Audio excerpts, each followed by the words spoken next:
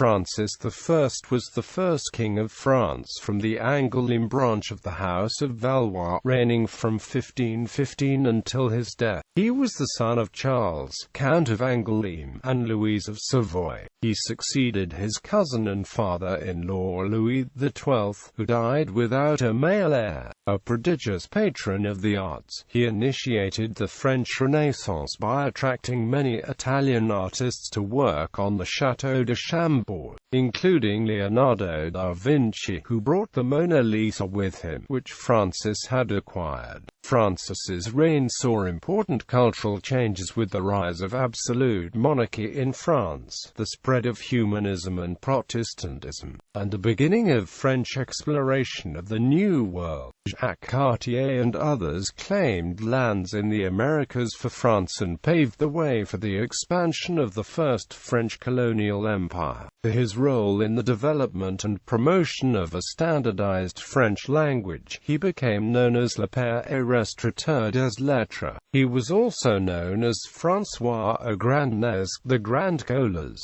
and the Roi Chevalier for his personal involvement in the wars against his great rival the Holy Roman Emperor and King of Spain Charles V. Following the policy of his predecessors, Francis continued the Italian Wars, the succession of Charles V to the Burgundian Netherlands, the throne of Spain, and his subsequent election as Holy Roman Emperor, meant that France was geographically encircled by the Habsburg monarchy. In his struggle against imperial hegemony, he sought the support of Henry VIII of England at the Field of the Cloth of Gold. When this was unsuccessful, he formed a Franco-Ottoman alliance with the Muslim Sultan Suleiman the Magnificent, a controversial move for a Christian king at the time. Early life and accession. Francis was born on the 12th of September 1494 at the Château de Cognac in the town of Cognac, which at that time lay in the province of Saintonge, a part of the Duchy of Aquitaine.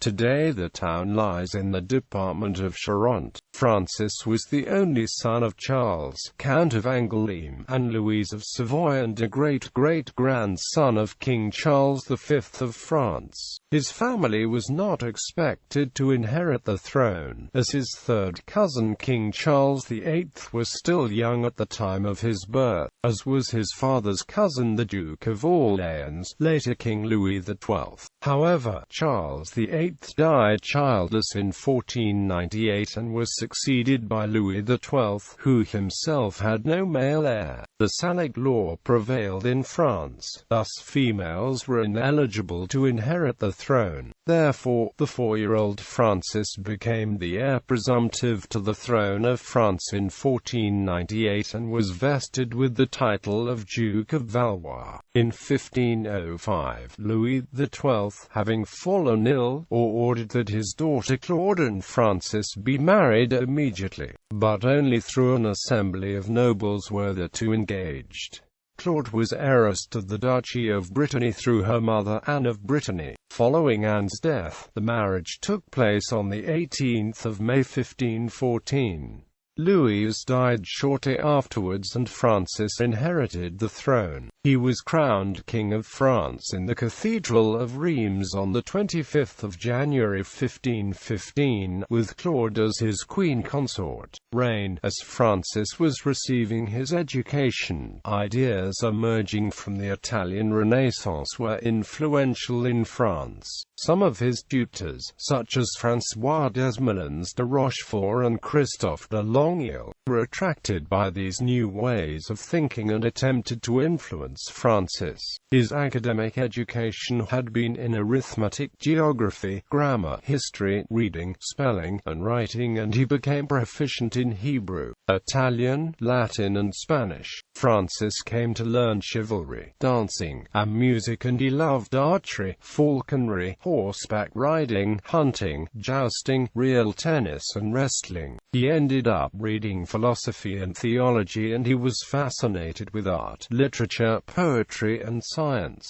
His mother, who had a high admiration for Italian Renaissance art, passed this interest on to her son. Although Francis did not receive a humanist education, he was more influenced by humanism than any previous French king, patron of the arts. By the time he ascended the throne in 1515, the Renaissance had arrived in France, and Francis became an enthusiastic patron of the arts. At the time of his accession, the royal palaces of France were ornamented with only a scattering of great paintings, and not of single sculpture, either ancient or modern. During Francis's reign, the magnificent art collection of the French kings, which can still be seen at the Louvre Palace, was begun. Francis patronized many great artists of his time, including Andrea del Sarto and Leonardo da Vinci, the latter of whom was persuaded to make France his home during his last years. While da Vinci painted very little during his years in France, he brought with him many of his greatest works, including the Mona Lisa, and these remained in France after his death. Other major artists to receive Francis's patronage included the goldsmith Benvenuto Cellini and the painters Rosso Fiorentino, Giulio Romano, and Primaticcio, all of whom were employed in decorating Francis's various palaces. Francis also commissioned a number of agents in Italy to procure notable works of art and ship them to France.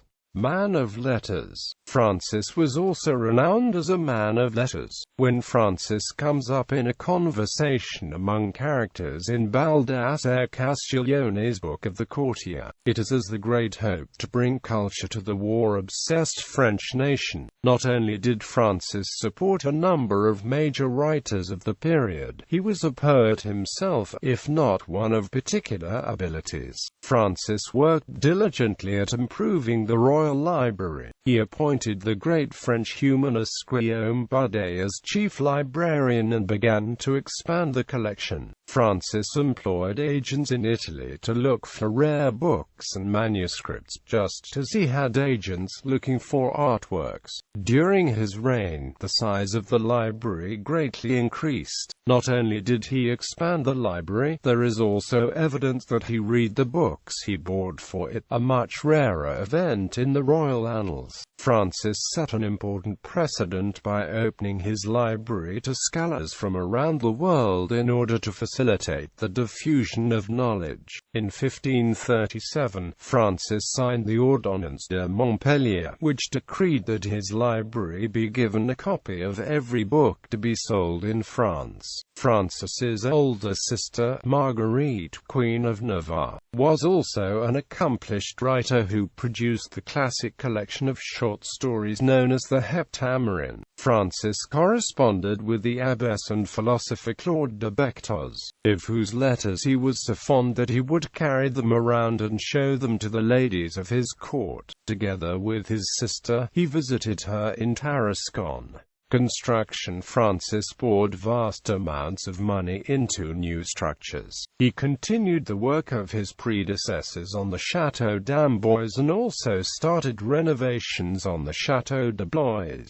Early in his reign, he began construction of the magnificent Chateau De Chambord, inspired by the architectural styles of the Italian Renaissance, and perhaps even designed by Leonardo da Vinci. Francis rebuilt the Chateau Du Louvre, transforming it from a medieval fortress into a building of Renaissance splendor. He financed the building of a new city hall for Paris in order to have control over the building's design. He constructed the Château de Madrid in the Bois de Boulogne and rebuilt the Château de Saint-Germain-en-Laye. The largest of Francis's building projects was the reconstruction and expansion of the Château de Fontainebleau. which quickly became his favorite place of residence, as well as the residence of his official mistress and Duchess of Étampes. Each of Francis's projects was luxuriously decorated both inside and out. Fontainebleau, for instance, had a gushing fountain in its courtyard where quantities of wine were mixed with the water. Military action. Although the Italian wars came to dominate the reign of Francis I,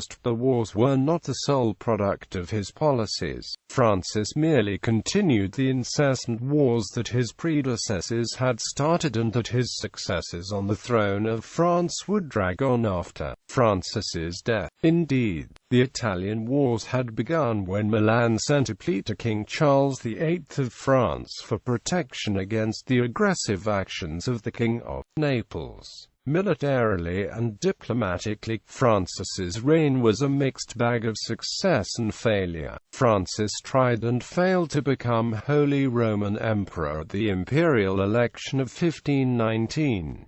However, there were also temporary victories, such as in the portion of the Italian wars called the War of the League of Cambrai, and more specifically to the final stage of that war, which history refers to simply as Francis's First Italian War, when Francis routed the combined forces of the Papal States and the Old Swiss Confederacy at Marignano on 13 to 15 September 1515. This victory at Marignano allowed Francis to capture the Italian city-state of Milan. Later, in November 1521, during the 4 Years' War and facing the advancing imperial forces of the Holy Roman Empire and open revolt within Milan, Francis was forced to abandon Milan, thus cancelling the triumph at Marignano. Much of the military activity of Francis's reign was focused on his sworn enemy, the Holy Roman Emperor Charles V. Francis and Charles maintained an intense personal rivalry. Charles, in fact, brashly challenged Francis to single combat multiple times. In addition to the Holy Roman Empire, Charles personally ruled Spain, Austria, and a number of smaller possessions neighboring France. He was thus a constant threat to Francis's kingdom. Francis attempted to arrange an alliance with Henry VIII of England at the famous meeting at the Field of Cloth of Gold on the 7th of June 1520. But despite a lavish fortnight of diplomacy, they failed to reach an agreement. Francis suffered his most devastating defeat at the Battle of Pavia on the 24th of February 1525. During part of the continuing Italian wars known as the 4 Years' War, Francis was actually captured by the forces of Charles V after Cesare Herculani was able to injure his horse, leading Francis to be captured by the Basque Juan de Urbieta and the Spaniards Diego de Villa and Alonso Pitta da Vega. For this reason, Herculani was named victor of the Battle of Pavia. Zuppa alla Pavese was supposedly invented on the spot to feed the captive king right after the battle. Francis I was held captive in Madrid. In a letter to his mother he wrote, "Of all things, nothing remains to me but honor and life, which is safe." Quote, this line has come down in history famously as, "All is lost save honor." Quote, in the Treaty of Madrid, signed on the 14th of January 1526, Francis was forced to make major concessions to Charles V before he was freed on the 17th of March 1526. An ultimatum from Ottoman Sultan Suleiman II. Charles V also played an important role in his release. Among the concessions that Francis I yielded to Charles V were the surrender of any claims to Naples and Milan in Italy. Francis I was also forced to recognize the independence of the Duchy of Burgundy, which had become part of France since the death of Charles, Duke of Burgundy on the 24th of October 1476, during the reign of Louis XI. Furthermore, France was required to give up all claims to Flanders and the Artois, Additionally, Francis I was allowed to return to France in exchange for his two sons, Francis and Henry. But once he was free, he argued that his agreement with Charles was made under duress. He also claimed that the agreement was void because his sons were taken hostage, with the implication that his word alone could not be trusted. Thus he firmly repudiated it. Francis persevered in his hatred of Charles V and desire to control Italy by conquest. The repudiation of the Treaty of Madrid led to the War of the League of Cognac of 1526–30. Pope Clement VII had become fearful of the ambitions of the Holy Roman Empire in Italy, and he negotiated with Venice to form the League of Cognac. Francis I willingly joined this anti-empire league on the 22nd of May 1526. After the league failed, Francis concluded a secret alliance with the Landgrave of Hesse on the 27th of January 1534. This was directed against Charles V on the pretext of assisting the Duke of Württemberg to regain his traditional seat, from which Charles had removed him in 1519.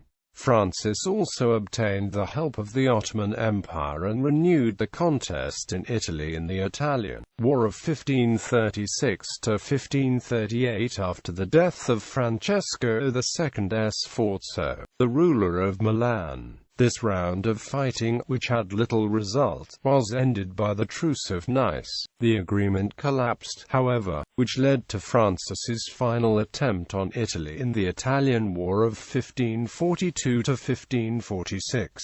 This time Francis managed to hold off the forces of Charles V and England's Henry VIII. Charles V was forced to sign the Treaty of Crepy because of his financial difficulties and conflicts with the Schmalkaldic relations with the New World and Asia in order to counterbalance the power of the Habsburg Empire under Charles V, especially its control of large parts of the New World through the Crown of Spain. Francis I endeavored to develop contacts with the New World and Asia. Fleets were sent to the Americas and the Far East, and close contacts were developed with the Ottoman Empire, permitting the development of French Mediterranean trade as well as the establishment of a strategic military alliance. The port city now known as Le Havre was founded in 1517 during the early years of Francis's reign. The construction of a new port was urgently needed in order to replace the ancient harbours of Honfleur and Harfleur, whose utility had decreased due to silting. Le Havre was originally named Franciscopolis after the king who founded it, but this name did not survive into later reigns. Americas in 1524, Francis assisted the citizens of Leon in financing the expedition of Giovanni da Verrazzano to North America. On this expedition, Verrazzano visited the present site of New York City, naming it New Angoulême, and claimed Newfoundland for the French crown. In 1531, Bertrand d'Ornson tried to establish a French trading post at Pernambuco, Brazil.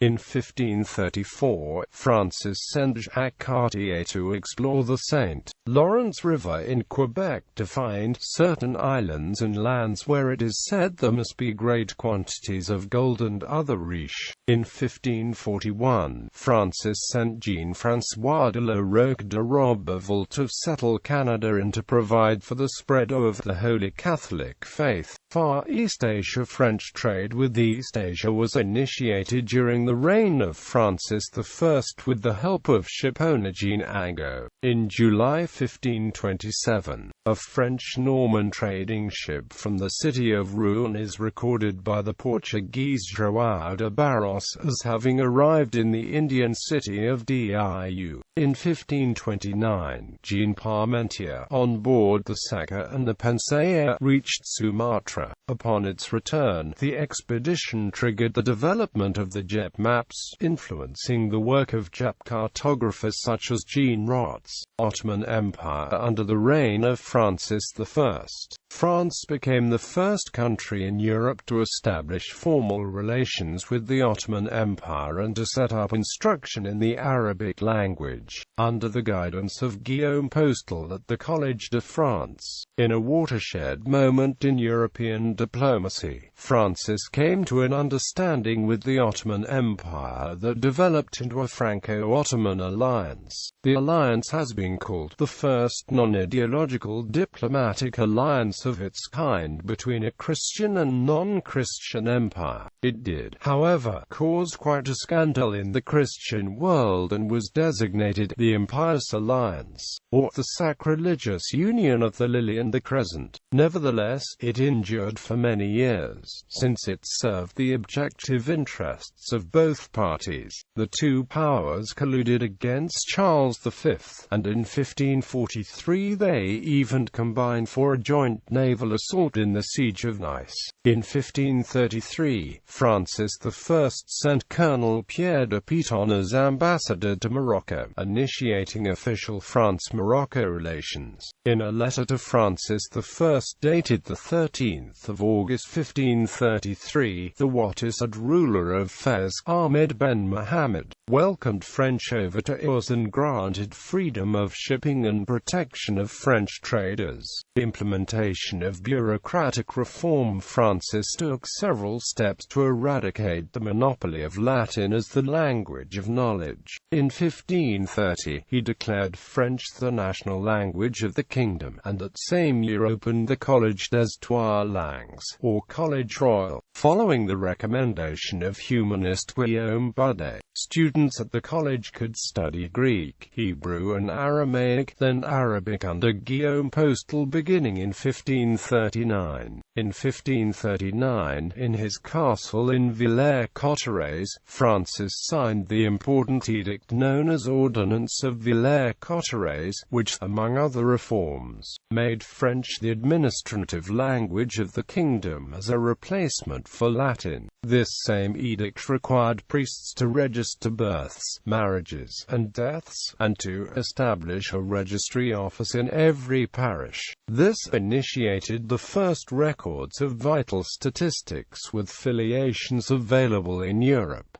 Religious policies. Divisions in Christianity in Western Europe during Francis's reign created lasting international rifts. Martin Luther's preaching and writings sparked the Protestant Reformation, which spread through much of Europe, including France. Initially, Francis was relatively tolerant of the new movement, under the influence of his beloved sister Marguerite de Navarre, who was genuinely attracted by Luther's theology. He even considered it politically useful, as it caused many German princes to turn against his enemy Charles V. In 1533, Francis even dared to suggest to Pope Clement VII that he convene a church council in which Catholic and Protestant rulers would have an equal vote in order to settle their differences, an offer rejected by both the Pope and Charles V. Beginning in 1523, however, Francis burned several heretics at the Place Maubert. Francis's attitude towards Protestantism changed for the worse following the affair of the placards, on the night of the 17th of October 1534, in which notices appeared on the streets of Paris and other major cities denouncing the Catholic Mass. The most fervent Catholics were outraged by the notices' allegations. Francis himself came to view the movement as a plot against him and began to persecute its followers. Protestants were jailed and executed. In some areas whole villages were destroyed. In Paris, after 1540, Francis had heretics such as Etienne Dolet tortured and burned. Printing was censored and leading Protestant reformers such as John Calvin were forced into exile. The persecutions soon numbered thousands of dead and tens of thousands of homeless. Persecutions against Protestants were codified in the Edict of Fontainebleau issued by Francis. Major acts of violence continued, as when Francis ordered the execution of one of the historical pre-Lutheran groups, the Waldensians, at the massacre of Merindel in 1545. Death. Francis died at the Château de Chambord on the 31st of March 1547, on his son and successor's 28th birthday. It is said that he died complaining about the weight of the crown that he had first perceived as a gift from God. He was interred with his first wife, Claude, Duchess of Brittany, in St. Denis Basilica.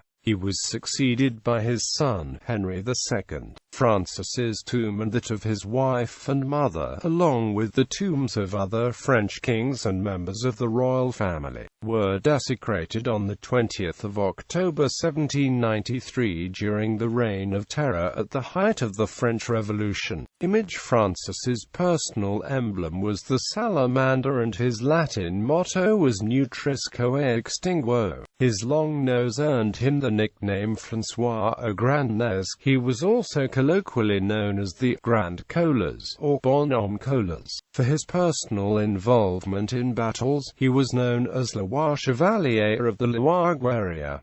Marriage and issue. On the 18th of May 1514, Francis married his second cousin Claude, the daughter of King Louis XII of France and Duchess Anne of Brittany. The couple had 7 children. Louise died young, engaged to Charles I of Spain almost from birth until death. Charlotte died young, engaged to Charles I of Spain from 1518 until death. Francis, who succeeded Claude as Duke of Brittany, but died unmarried and childless. Henry II, who succeeded Francis I as King of France and married Catherine de' Medici, by whom he had issue. Madeline, who married James V of Scotland and had no issue.